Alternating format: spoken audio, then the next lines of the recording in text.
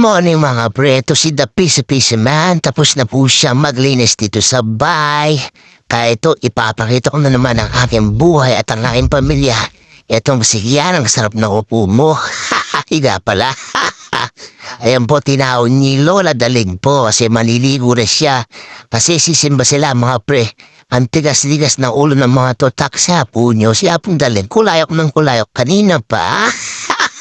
Pero mabait naman itong mga bata na. Talagang bata pa kasi sila pero may utak na sila. Parang ako lang nung bata. O mga pre, mag-utak na ako. Yan, tinawag ka na, bumalik ka na naman. Taksa po, yan na yan na talaga. Kasi naiingit sa mga kapatid niya, nagbabalibol pa sila. Napapasarap yung laban nilang dalawa ni ate niyang Maka. Ayan, gusto niya sumali ang mga pwede nila sinasali kasi hindi siya magaling. Magaling siya, basketball player, mano-mano sa akin eh. The piece man, mga pre, iba ka talaga. Ganyan, pamilya na yung mga pre, kahit maingay dito, ay masaya naman po kami. Nagkakasindo ng mga bata na mga tito ko at lola ko, mga pre, ganyan kami, the piece man. Isang kapa dito na ay Apong Dalig, basta sisiyang Apong Dalig. Ayan po, nagkuunitan yung dalawang magkaaway. Magkaaway kanina, ngayon, bati na naman sila. Ngayon, pagkatapos yan, away na naman. Ulit na po sila magkuha na sa bola. And ayaw mo palaro ng isa, ayun po, nasasakpan na isa. Takpo isa kasi alam niya, mababato siya ng bola mga pre. Ayan mga pre, si Amaratut po ay handang-handa na po. Sila po ay magsisimba, sasama siya rin ng lola ko, Apong Dalig. Pero nasimangot siya mga pre. Hindi niya gusto ata yung damit niya. Hindi siya komportable kasi pangit daw siya. Diba ka talaga Amaratut, ang ganda-ganda mo kahit molested ka. Ayan po, papalitan ng lola ko yung damit niya kasi ayaw daw niya. Kabahaluan taksa mo na rin yan. Kaya ito yan kahit alas.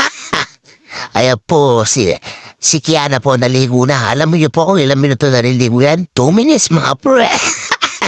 Ayan po yung mga pinsan po, si Angel Locsin at saka si Prince Dagyo. Mga pre, napakaganda ng mga pisong ko. Wala nang tatalo sa ganda.